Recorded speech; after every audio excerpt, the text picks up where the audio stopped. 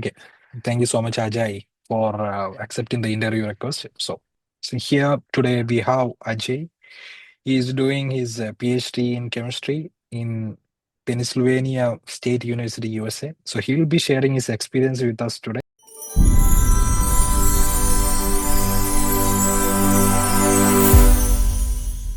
So I know that we already done a lot of interviews with the students who is doing PhD in chemistry, but still, yeah, it is better if we get more information regarding PhD in chemistry in different nations. So, hi Ajay. Hi, hi, Afnas. So you can start by introducing yourself. Hi everyone. I am Ajay. I'm from Kerala, India. So I did my bachelor's in Kerala, and then after that I did my master's in chemistry from Hyderabad Central University.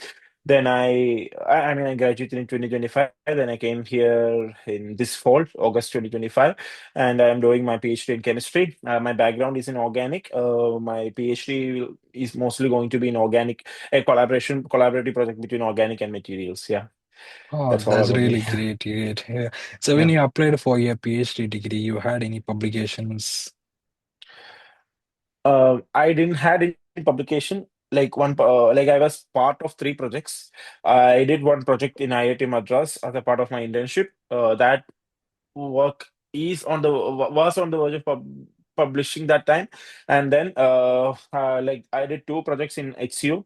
One project, the project in HCU was of 1 year. I mean, during my master's. So during the time of application, I have almost completed that project. So by like 3 4 months, that was a small project. So that project and the another project was almost started, and we started having some result by the time. So these two projects, I mean, these three projects I clubbed together and applied for the PhD. So I didn't have any publications by the time, uh, my research were having some good results, so that helped me. Okay, how did you find this PhD position? Did you apply to a professor or you found a funded PhD position? How it worked?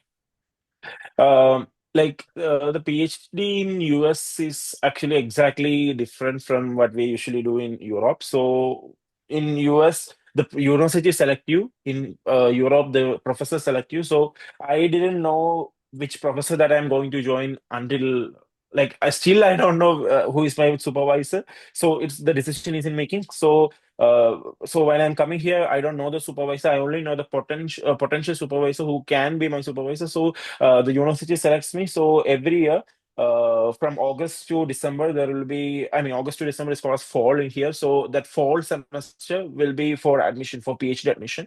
So let's say, I applied during 2024, August to December window, so that I can come here on 2025 fall. So if you want to apply for 2027 fall, you have to apply in 2026 fall. So like the process is like 1 year. August to December is the application period. Then January you will have the your interview, and by January end they will give you your offer letters and stuff. By like February we will start the visa processes. Then by March or April we have to give the visa interview and all those kind of stuff. Then by July we have to come here. July end we have to come here. Then from August our PhD starts. So I didn't like the positions are not actually advertised anywhere. It's like you have to apply through a portal, like a common university. Each university will open its own portal. Like let's say in case of my university, it was open from August to December 15th, 2024. So at that time, I went to the university website. So then, did all the application materials there, and we have to pay some fees. We have to give the IELTS requirement and our grades, our transcripts, everything. And yeah, then that's how things happen. By the way, yeah. Okay, nice. Um, okay, you applied for the okay. So did you pay anything as a fee, as an application Yeah, fee or something? yeah, we had to pay application fees for applying to US. All the universities demand application fee, except a very few universities make the applications fee free. Like for Penn State, it was $75, but there were universities that start from $30, and some universities like Texas A&M ask for $150. So depends. So I mean, sometimes you can get your fee waiver, but it's very difficult because we have Yeah, to provide some like the fee waivers are mostly for US applicants. If you are applying from USA, you will get mostly fee waivers. But if you're applying from outside USA, the getting fee waiver is such a headache because we have to give so much documents that we are unable to pay the money. The university you need to give us some documents supporting that we are financially yeah, unstable. So that was such a big task. So I didn't yeah. apply for it. I just paid the fees. Yeah, I also remember I also tried by applying in USA. At that time, they were asking for the application fee. It was Yeah, really huge at that yeah, time for me because I was a not student, so I was working in a private sector. So the salary was yeah, really low. So that time, 35 $75 means yeah, half of my salary. yeah, So yeah. I didn't Exactly. want to Like, spend that much amount for an application. exactly. Yeah. I mean, I got some. I mean, I should say I was lucky enough to get one national. I mean, that there was in one scholarship in India that's called as National Scholarship Portal. I mean, NSP PG UGC scholarship that was for postgraduate studies. That was of 3 lakhs rupees. Mm. So I got that amount exactly at the time of application. That's how I was able to manage the application fees and the IELTS fees and all this kind of stuff. Otherwise, it would have been difficult for me for sure. This amount this scholarship you got during your master's degree, how? Yeah, yeah. I mean, it was introduced in our batch. I mean, 2024 it was the first time that Union government, I mean, in the National Scholarship Portal opened this new scholarship. So it was for like 10,000 students all over the country who have got highest marks in their undergraduate degree from Mm. all the disciplines, like from science, maths, humanities, politics, everything, medicine, Yeah, all those people. So those who got like the highest like marks in their undergraduate for those 10,000 people. So like for science, there were like 5,000 was for science and 5,000 was for others. And out of that 5,000, at least like some, I mean, majority was reserved for women candidates, like 3,500 yeah. was for women candidate. And rest was divided between all the subjects. Yeah, I was, fortunately, I got that. So I was able to manage all the expenses, especially like application fees. Then we have to give the IELTS requirement. We need to. I mean, I am doing TA here. We have to do TA at least for 1 year. It's required for our degree. We have to have at least 2 credits of TA in our certificate for getting our PhD here. So it was mandatory for us to have a good IELTS band, at least like 6.5 to 7. 7 is was a safe score. So that was required. So IELTS, then the application fees, then the visa, flight ticket, and all those kind of expenses I was able to manage by that amount. Yeah, you are really lucky actually. Yeah, yeah, I got the money in exactly on the same time. Yeah. Yeah. How long it's been you started your PhD? It's 2 3 months or I came here on August. So August, September, October, November. Yeah, it's been for like 4 months. Been almost so 4 months. how Yeah. was your experience? It's great. It's It's going good. great. The work culture is so different from what we used to do back in India. Yeah, right. So yeah, people respect our time. People give preference to work-life balance here. That Yeah. was little surprising to me coming from India, but yeah, it's going well. Yeah, it's and they're nice people. It's going well in my Yeah, case. Yeah, right. I hope it Uh, will go well. Yeah, it will, it will. So can I ask, what can you explain the structure of your PhD? Oh, yeah, sure. Uh, so PhD here in US first, it's for 5 years. So for the first 6 months, not for the first 6 months, like we can divide it into 10 semesters.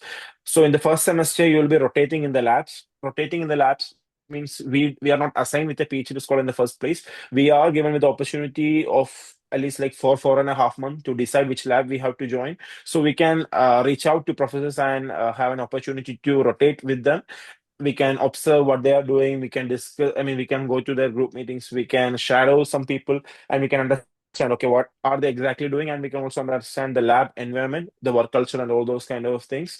Yeah. And we can rotate as many labs as we want by the 4 months. So it's preferably people do 1 month rotation in 3 labs. Some people do like 4 or 5 also by cutting down time from each of the rotations. So that's how the first semester is mostly spent, and we are doing courses here. We have to do at least 5 courses.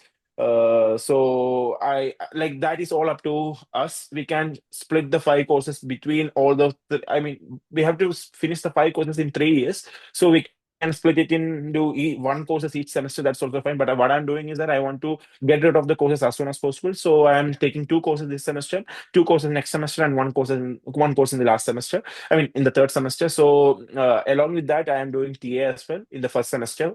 For the first and second semester, so my structure will be classes, TA, as well as lab work.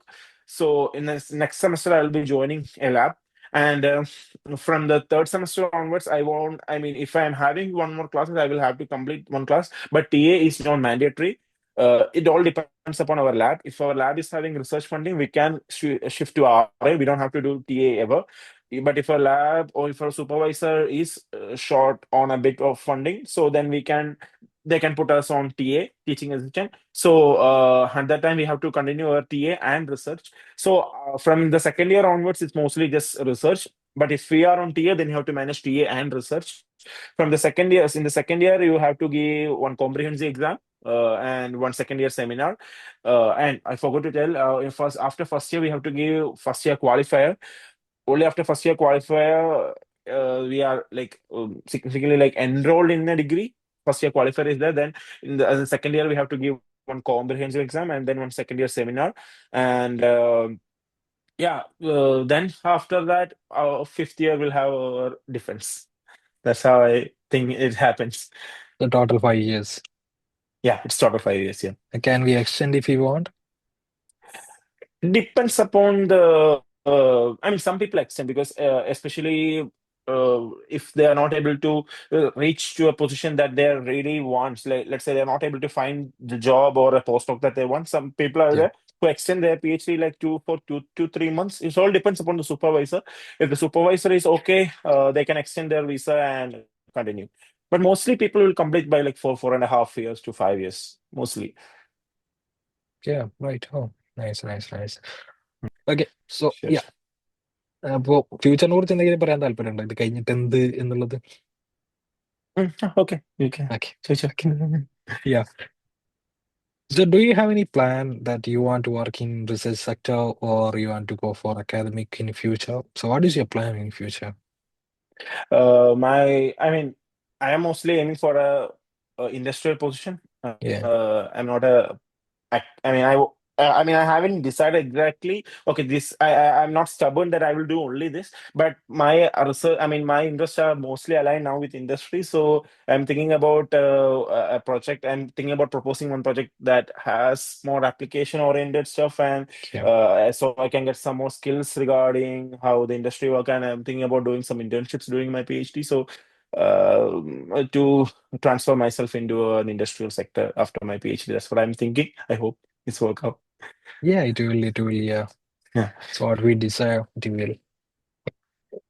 And the next question I want to ask you that do you have any advice to give a PhD aspirant who want to do a PhD in your university or in USA? So, bro, what I can tell you is, I mean, I can tell how I got selected in the first place, so that will Yeah, be better. So here, it's all about a balance. Either you need to have high, I mean, it's like you two things, your academics and your research experience. Either one needs to be very high. If one is falling bit short, then other yeah, needs to be very high. A perfect balance will be the best. In my case, uh, I had a very good grades, to be honest. yeah, That was the thing that helped me. To be honest, I shouldn't lie because if I haven't got, I mean, I told didn't have any publication, so getting into such a good ranked university was 90% based on only my grades, to be honest. And then because the reason that they considered me in the first place was because of my grades. So either a perfect thing should be a balance of both. But if you are, let's say, not if you're not having a publication, then a good grades, I mean, a good the courses that you take, and good performance in all the courses or some gold medals or stuff will help you for sure. But if you're falling low on grades, then a publication is like very mandatory. Then only Yeah. they will consider you.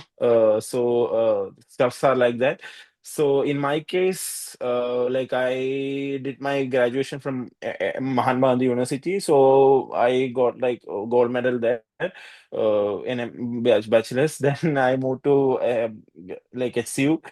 There also I was able to get the gold medal. So these two academic achievements helped me. I shouldn't lie. That was the thing that helped me the most.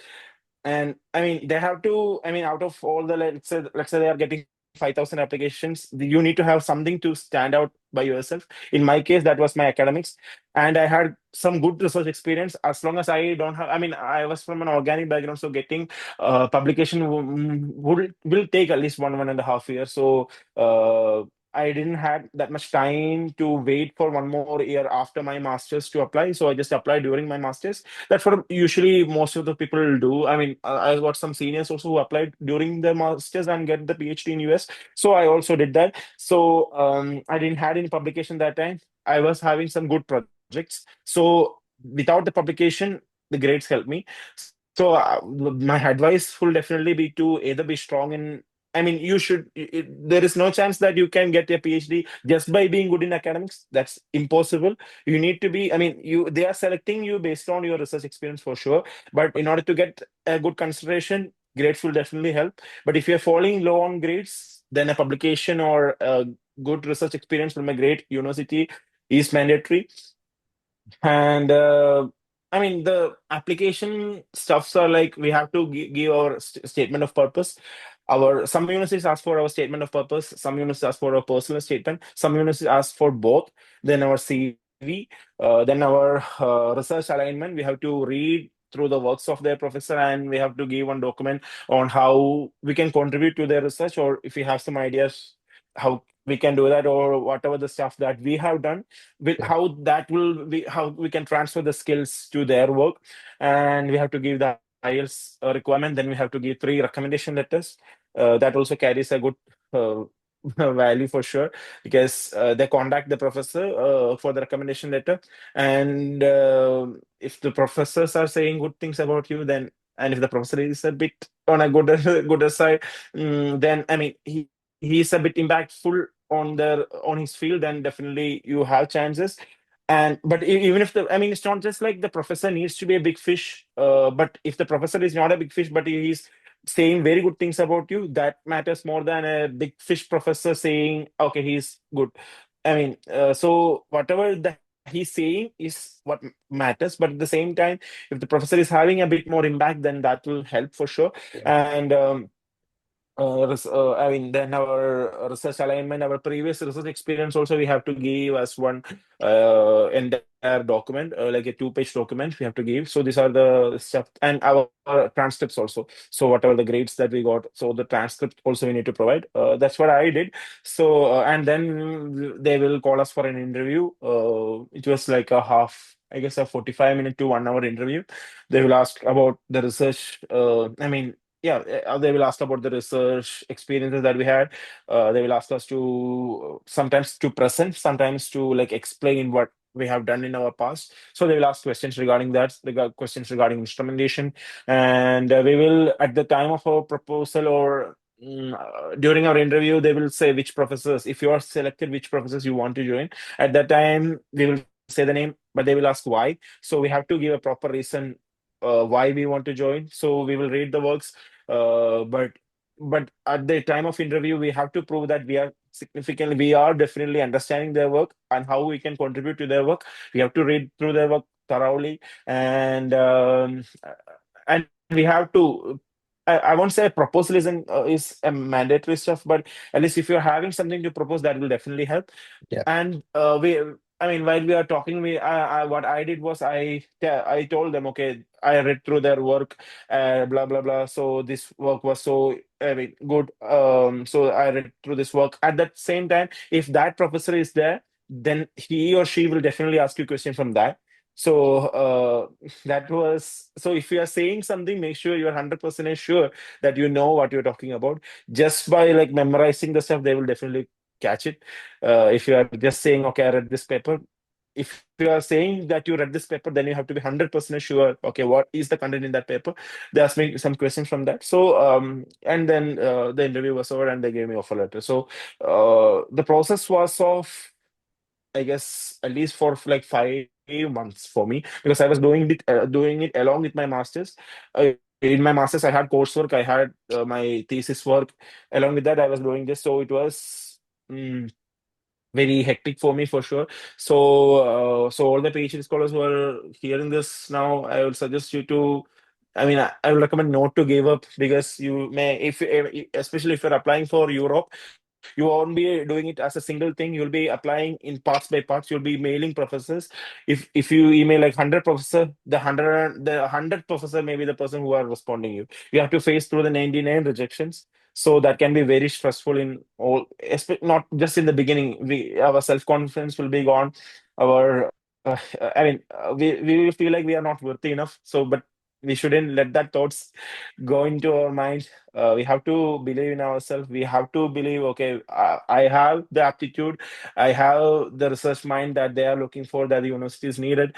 I am able to think about research, I am able to propose something. So then I will get into somewhere. That enthusiasm, that self-confidence is very important, because it can be very difficult, because this time, especially due to the fund issues that is happening all around the world, the research positions are very less. So it can be tiring, but we shouldn't never give up. So if you are not having some good research experience, I would suggest you to go for one project associate position. There are funded project associate positions that are advertised by most of the universities. You will get funding if you're having JRF. You will get 36,000. Otherwise, you will get like 25,000. In most of, there are many universities or many IITs, ISIS, IISc, NICES. They all offer a good research or associate position, but you have to work there for 1 year. If you feel like you don't have much research experience that you can show up, then I would suggest you to go for one research associate position. That will definitely, that shouldn't consider as a you are going to lose 1 year, because you're definitely not going to lose. You're going to learn a lot. You are equipping yourself with so much skills in the research that you want to do. So that will definitely help if you're working as a research associate position. But if you feel like you have enough enough on your CV, and I mean, I also did some poster presentations and presentations on seminars. I guess like I did like 3, 4 presentations on seminars, so that also helped me. So they also look for the activities that you're doing other than just studying and other than just doing research. They will ask you whether you have like presented in some research conferences or anything, or any posters or something. So one more advice that I will do, I will tell is that get the maximum out of all the opportunity. Even if there is some research, something that's happening in your department, go there, ask them, is there any way to present my research? Even if you're doing something that you feel like, okay, it's not onto a big result yet, but doesn't matter. You have to do something. You have to prove the admission committee, especially if you're applying to through such a centralized application. Your PhD, I mean, your application is going to be validated by a bunch of professors, like at least like 10 to 20 professors going to go through your application, and each of the professor is going to rate how out of 10 how much this application they will give. That's how it happens in US. So for each of the so you need to be strong in all the I will say, even if you're not strong, you need to be above average in all the fields. If you are falling a bit short on grades, you have to compensate that by your research experiences. If you're having one publication in a good journal, that is well enough. But if you're not having a publication, then you are at least then the types of project that you have done will definitely matter. At least like if you are only doing, I mean, I won't recommend you to, if especially if you're doing, if you're aiming for something in Europe, I won't recommend you to do so many research fields at the same time. I mean, too many research fields. So if you're sticking something to organic, so continue with organic. That's what I would recommend, because because as the professors are selecting you, they want your experience mostly in that field. The skills should be from that field. So I would recommend you to, if your previous experience is in organic, then continue with the organic chemistry. If you are interested in materials and you did all the material stuff, then continue with materials. Especially if you're applying for Europe. If you are applying for US also, it's better if you are doing that. But even if you are having something that goes with each other, because like let's say in my case, I did organic. In all my things, I did organic. And if I was doing something related to materials, then applying to an organomaterial position will be definitely easy for me. That can help, but but in the case of Europe, it's mostly niche. The professor is going to select you. So if you want to continue with the project associate position, go with the same. I won't say the same same topic, at least the same field. Because if you're doing something chemistry, then go with the same chemistry, not the same, definitely not the same topic, at least something related to. So the skills are transferable. You will build the skills, you will build the stuff that that you have to build. You will be getting stronger in those aspects. And yeah, so then you have to build as many research experience as you should be. But make sure the research experience is not very short. If it is like just for the name, some people just, I want a research experience, I will just go to some universities, do something for like 1.5 months and come back and I will apply. That doesn't count as a research experience. I would say you have to be there at least for like 2.5 to 3 months, because in 1.5 months you will just learn the basics. You will learn, okay, this is how the stuffs are done, this is how we are operating. We won't do any good project by 1.5 months. So it's better to have a small result at least. Even if the result is bad, that's fine. But it's better to have some results versus no result. So it's better to have some result when you are applying. So especially in your application, they are definitely going to ask your research experiences. So at that time, you cannot tell, okay, I learned all those kind of stuff. They value that for sure, but in the research experience, you are supposed to write your projects. In that project, you have to write what you have done, what are the difficulties you have faced, how you overcome the difficulties. I mean, let's say in a catalysis project, I was going through some problem. So I thought about, okay, replacing this metal with this. So that worked. So you have to explain as a story, especially with SOP. SOP should be like a story on how or why.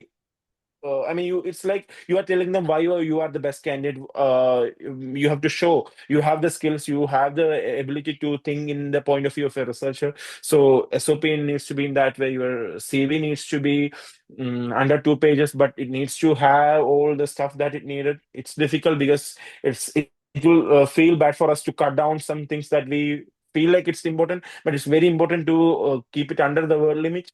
That's also very important. And your SOP, your CV, your research experiences. So I talk too much, I guess. Yeah, that's all. It's But it's okay. always good to like, no, I mean, it's always necessary that we shouldn't give up. Because I know so many people who have research experiences who are eligible enough, but because of some, I won't say luck, but sometimes it's luck, they may not be getting it in the first place, but they give up very Yeah, soon. That they will believe and they will say themselves that, okay, I'm not good enough, I won't get any position if I'm doing this, I'm not worthy enough. They will just go with what they have. So shouldn't do that. If you are like not getting the stuff that you want, you have to try again. You have to try until you get something. Guess it's easy to give up. You shouldn't give up. That's all. I guess yeah. Especially if you're applying for, as I mentioned, if you're applying for Europe, definitely you will get so many rejections for sure. Because I've seen so many friends who got so many rejections, but I've seen both the cases. I have got both the spectrum of students. I mean, both spectrum of friends that they gave up after like the fifth application got rejected, they gave up. And I have got another friend who continued their application, and it was her like 45th application, and now she is in Max Planck. And I know your case also. You got so many rejections in the first place. yeah, So yes. then, yeah, so then still that perseverance and that endurance is what helps a lot. In my case, thank God I didn't have to go through such bad phase of my mental state, because I applied to 6 universities. I got into one. like I got waitlisted into two, waitlisted in one, and I got into one. So Penn State was the first one to interview me and give me the offer letter. And there's another one also I didn't get the offer letter, but they gave some confirmation. But then other things was rejection, rejection, rejection, rejection, rejection, Yeah. continuous rejection. They were like brutal rejections, I would say. But if that rejections were coming in the first place, that definitely would have hurted me, because I got an admission in the first place, so I was handling the rejection more. I mean, that rejection didn't affect me so much. But if the rejection was on the first place, even if I was saying all this kind of stuff, even I would be disappointed for sure. I would have I would have thought, okay, I am also not worthy enough. But that's not how it happens. You have to believe in yourself. You have to go through so much struggle sometimes to get what we want. Yeah, right, right, right. Yeah, that's really cool. Yeah, we're almost done. Thank you. Thank you so Sure. much for Thank sharing you your so much, man. experience.